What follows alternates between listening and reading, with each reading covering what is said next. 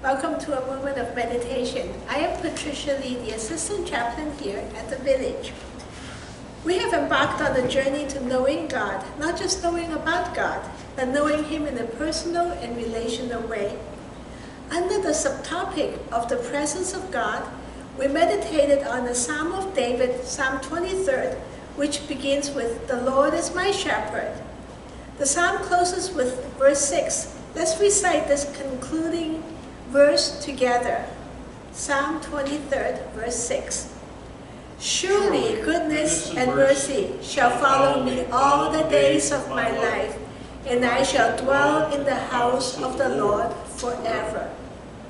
I believe you would agree that this is a familiar verse and a very familiar psalm, right?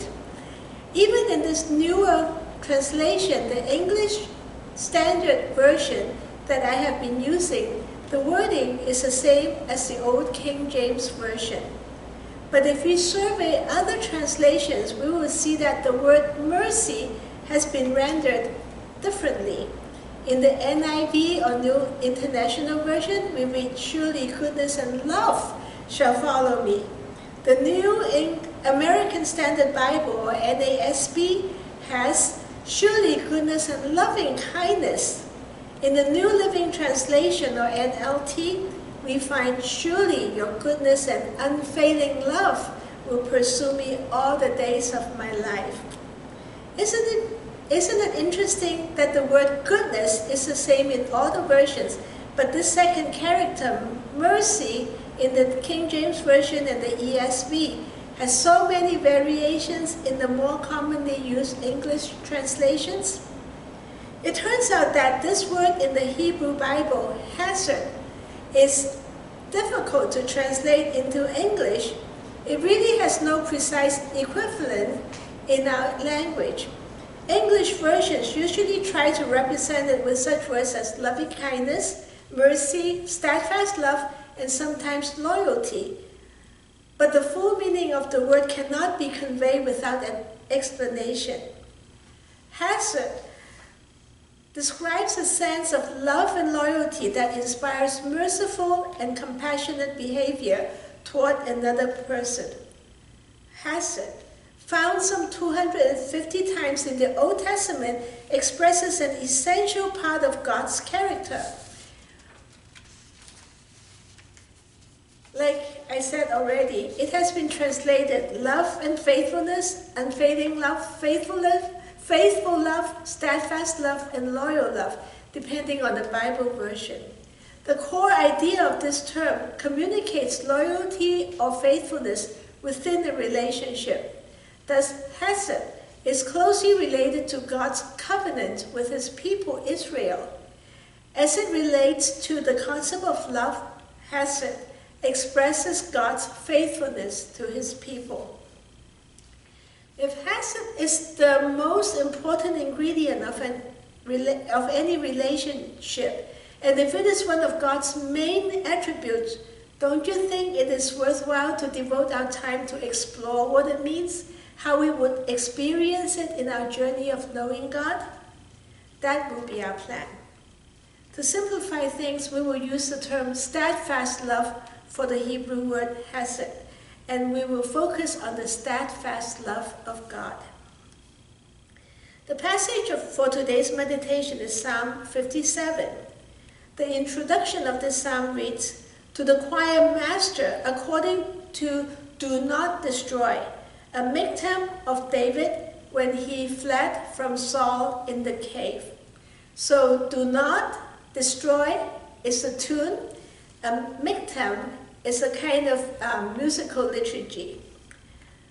Now, David spent a lot of his younger days fleeing from King Saul, who wanted to kill him out of jealousy of his popularity. The story of David hiding in a cave with his followers is recorded in 1 Samuel chapter 24. It was a very big cave, and David and his men were in the innermost part of the cave when King Saul came in to relieve himself.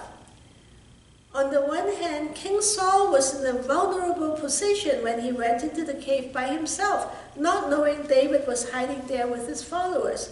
But on the other hand, King Saul had 3,000 soldiers with him, David would be greatly outnumbered. But even before David was hiding in the cave, he lamented to his good friend Jonathan, who was the son of King Saul, that there is but a step between me and death. That was recorded in 1 Samuel chapter 20. That would be the backdrop for Psalm 57. Now let's read Psalm 57, the first 3 verses to begin. Be merciful to me, O God, be merciful to me. For in you my soul take refuge. In the shadow of your wings I will take refuge, till the storms of destruction pass by. I cried out to God Most High, to God who fulfills his purpose for me. He will send from heaven and save me. He will put to shame him who tramples on me. Selah. God will send out his steadfast love and his faithfulness. David's prayer very much reflects what he knows about God. He begins by humbly asking God to be merciful to him. Even though he is taking shelter in the cave, he recognizes that only God is his refuge. God's wings are symbols of God's protection. Here David calls God by 2 names, God Most High, a name that reminds us of Melchizedek, the priest of God Most High, who came to bless Abram when Abram returned in victory after rescuing his nephew Lot from the kings of the land. Another name David addressed God is God who fulfills his purpose for me. David had total faith in God, trusting that God is on his side and will send out his steadfast love and his faithfulness.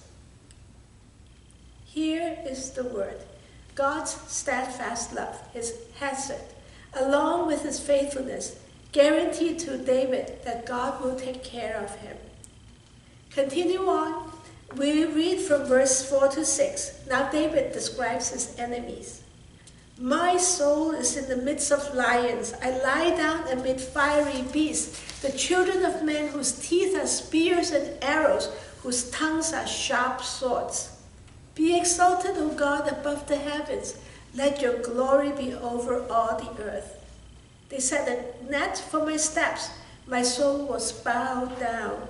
They dug a pit in my way, but they have fallen into it themselves. Selah. David calls his enemies lions and fiery beasts. They are out to devour and destroy him.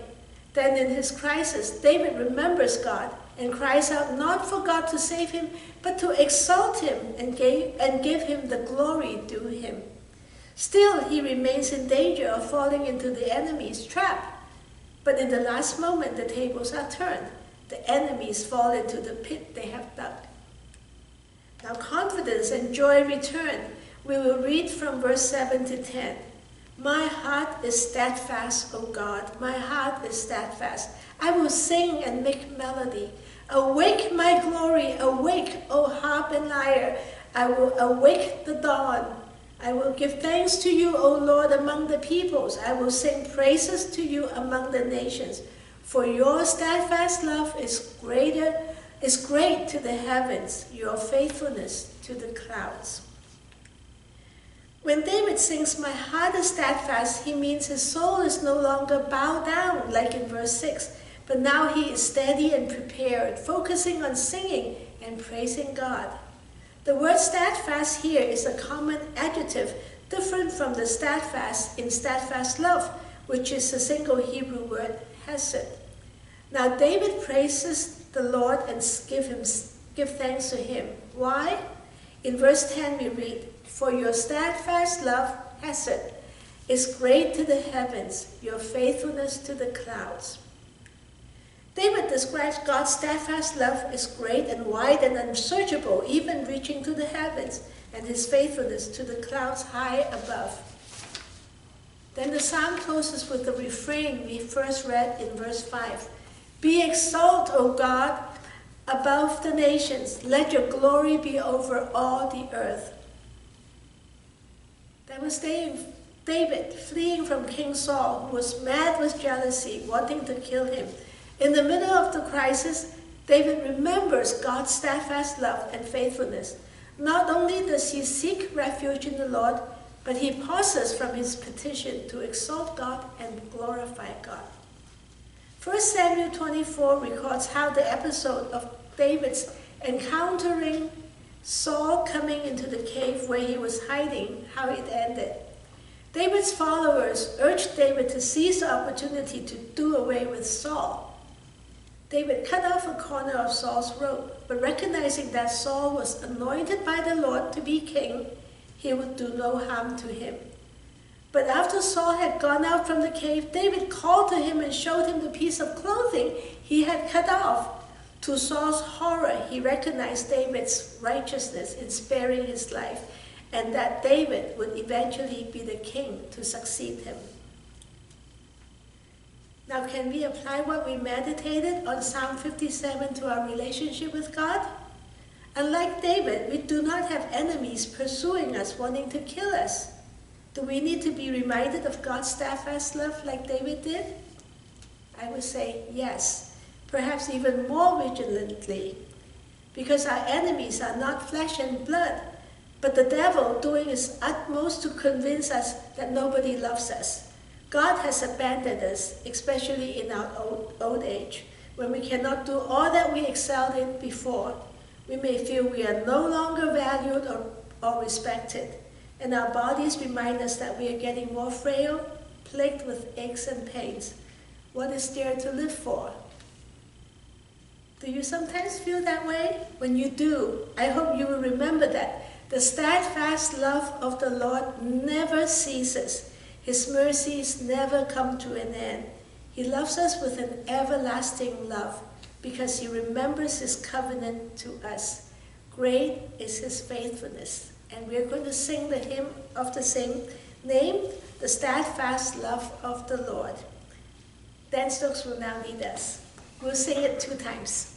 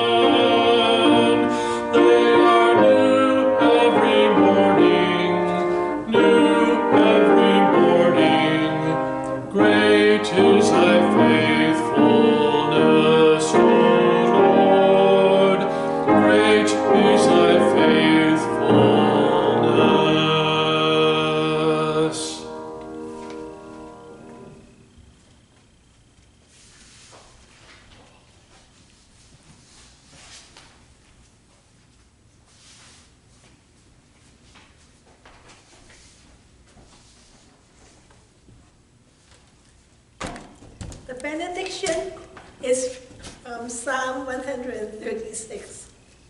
Give thanks to the Lord, for he is good, for his steadfast love endures forever. It is he who remembered us in our low estate, for his steadfast love endures forever, and rescued us from our foes, for his steadfast love endures forever. He who gives food to all flesh, for his steadfast love endures forever. Give thanks to the God of heaven, for his steadfast love endures forever. Praise be to the Lord.